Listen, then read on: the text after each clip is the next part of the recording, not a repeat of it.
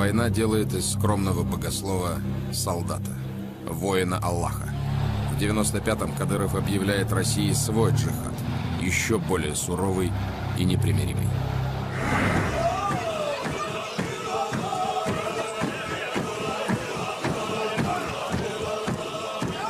Пришли войска.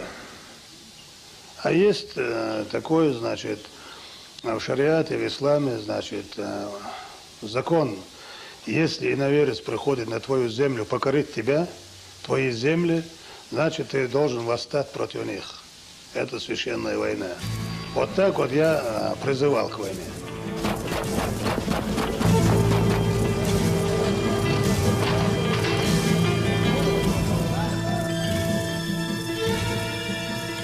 Ахмату Кадырову выделяет собственный отряд. Он становится во главе батальона муфтията, в который входят люди полевых командиров братьев Ямадаевых.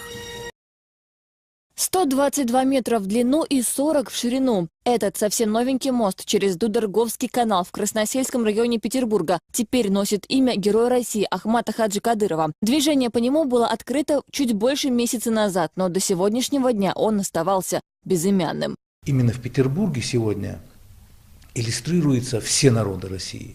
И вот народы России сегодня сказали, что в нашей духовной столице, да, должен быть мост, название которому должно быть имени Ахмата Хаджи Кадырова, потому что петербуржцы и весь российский народ прекрасно понимают, что это один из тех великих героев, которые спасли Россию.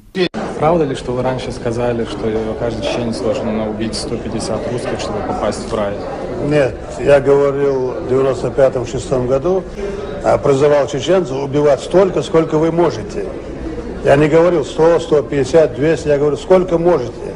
Я тогда призывал к джихаду, так что это тоже не секрет, но 150 я не говорил. Рамзанка, Кадыров ваш герой. 16 лет он очень рано вас начал резать, как баранов. Гордятся грозный центарой, убийца русских ваш герой. Рамзанка, Кадыров ваш герой. Служил всегда он очень рьяно и был начальником охраны. Не зря Рамзанка генерал отца на службе проморгал. И просто спорить с дикарем небезопасно, спорить с психопатом. Будь хоть российским депутатом, сожгут дотла твой дом родной.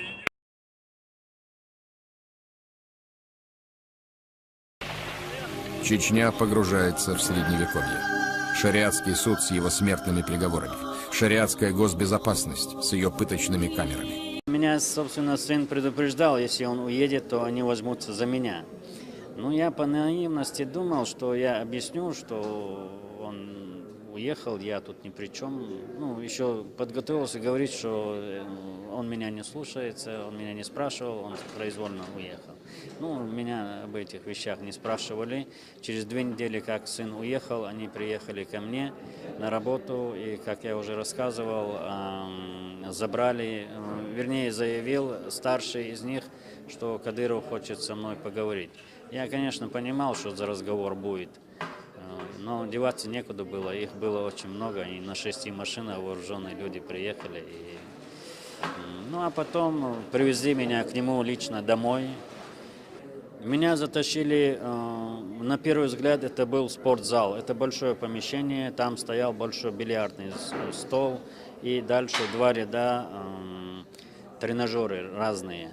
На этих тренажерах, разных позах, подвешенные наручниками, так привязанные, были люди. Их вид говорил о том, что многие из них уже не жильцы, они до того были запытаны. Один из них был ровесник моего сына с моего села, соседней улицы. Он как-то еще пытался что-то сказать, что когда меня избивали, зачем вы его бьете, он ни в чем не виноват. впоследствии этого человека расстреляли. Это была у них обычная практика. Я довольно много видел беспредела, который они творили за эти долгие 11 месяцев. Вот первый день, когда меня привезли, забили как собаку и бросили как тряпку какую-то в углу, пристегнув наручниками за трубу какую-то. Я приходил в себя, лежал там. И поздно вечером Кадыров зашел в этот зал, в спортивной форме, так бравурно, там кулаками бьет, ногами бьет их, проходит по залу. Вот этих запытанных, связанных, подвешенных людей. Ругается, как сапожник, и скомандовал: принесите мою любимую машинку. Это такой аппарат, который подает ток, электрический ток. От него 2 провода соединяются к любой части тела. Мне их соединяли на ноги, на пальцы ног.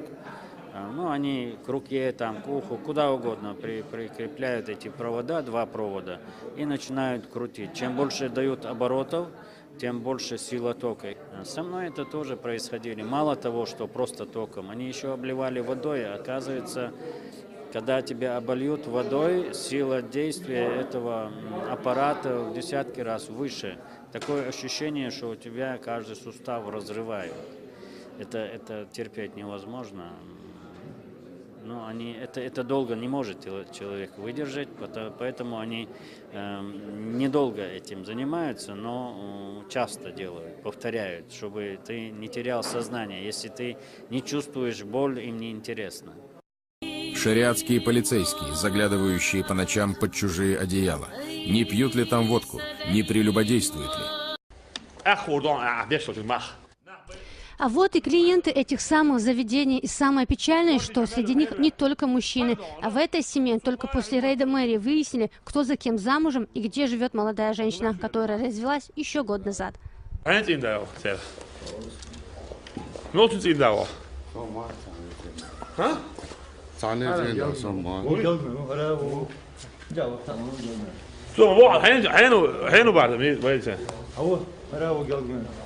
Hej Mayrum, tam Mayrum bosu şey ya. Ha? Hummelleş. Hummelleş. Ha? Hummella la oldu ha? Ama tamam. Teyze bu. Ha? Bu borç da kaç oldu? Piç oldu da. Ha? يا اقلق على سجيك بصوا انا شايف غير ايه ما بصوا بيعزمتنا كده. Указы, запрещающие девушкам появляться без платка и разрешающие многоженство.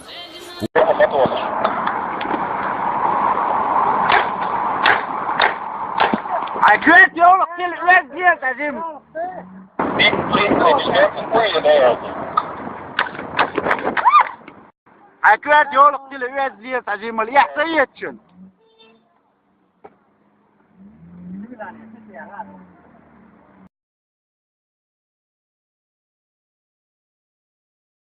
И разрешающие многоженство.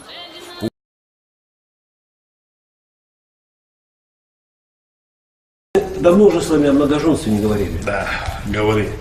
Вот мы к вам за помощью. Ага, жениться хочешь? Нет. Нет, не хочу.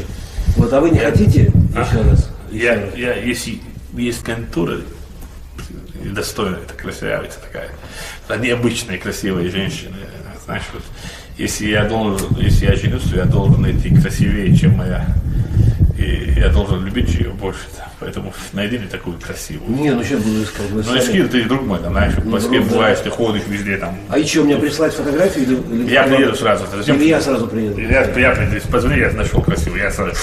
Это вы серьезно или с иронией? Не, я серьезно говорю, если мужчина не любит женщину, это уже не мужчина.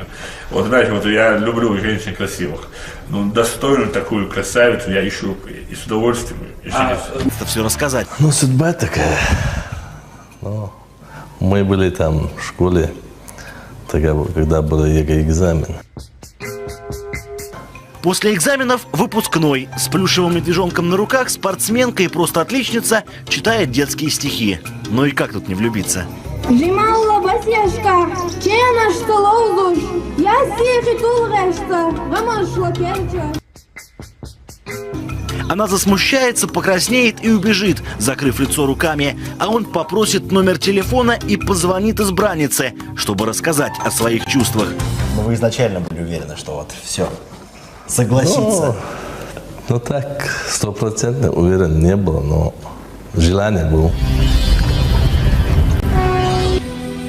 Из Саудовской Аравии Кадыров возвращается уже с почтенным именем Ахмад Хаджи. И этим еще больше восстанавливает против себя ваххабитов, отвергающих традиционный ислам. Ведь у них даже паломничество в Мекку считается смертным грехом. А мусульманские священнослужители – заклятые враги. Вот это поворот!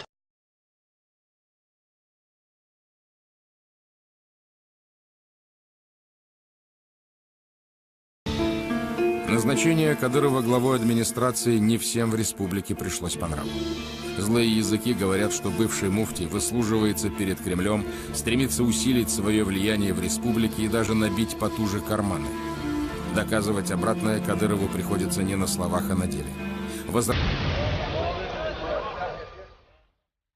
Суровый мужчина, которого побаиваются даже друзья, переступая порог родного дома, меняется на глазах.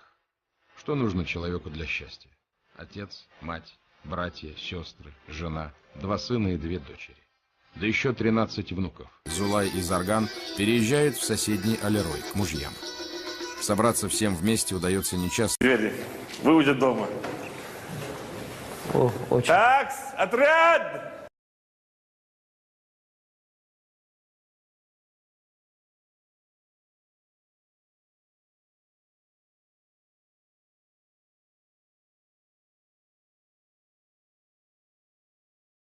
Младшая и 2-я дочка.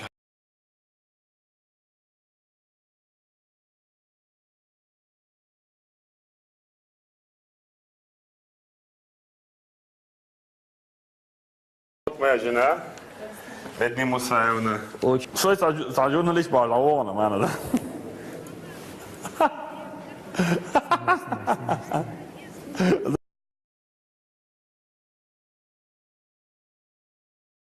На каноны религии. Мудрый политик, истинный патриот и просто человек, для которого счастье других стало собственным счастьем и главной целью жизни.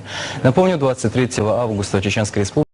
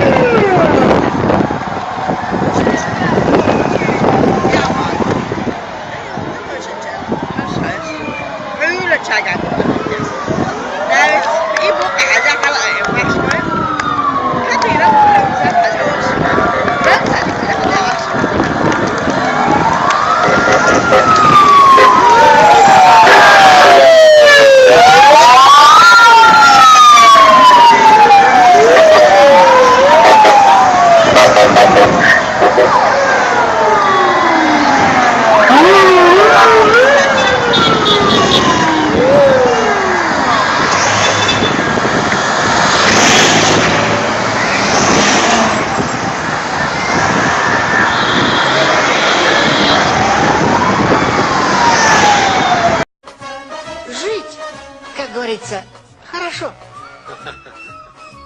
А хорошо жить еще лучше. Точно. Пенсия невозможно прожить, цены бешеные. Просто денег нет. Вы держите здесь. Вам всего доброго, хорошего настроения и здоровья.